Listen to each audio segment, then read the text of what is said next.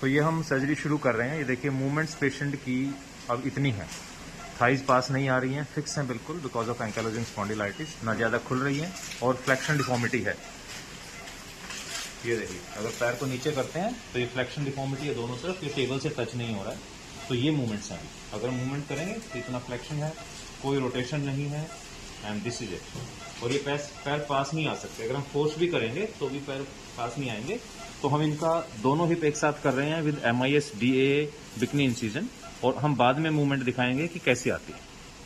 और इधर अगर देखें लेग लेंथ, तो ये देखिए कि लेग पैर कहीं पास नहीं आ रहे, तो भी आप देखेंगे ये इनकी लेग है यहाँ पर ऐसे।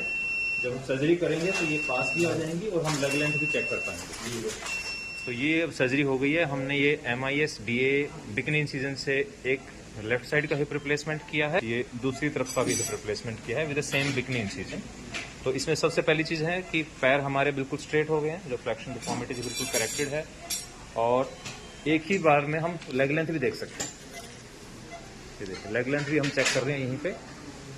पेशेंट के पैर पहले खुल नहीं रहे थे, अंदर नहीं आ रहे थे और खुल नहीं रहे थे, फिक्स थे। अब देखिए पूरी मूवमेंट है और फ्लेक्शन करेंगे।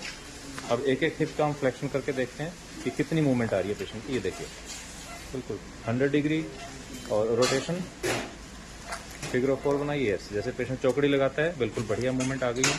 अभी दूसरी तरफ भी चेक करेंगे।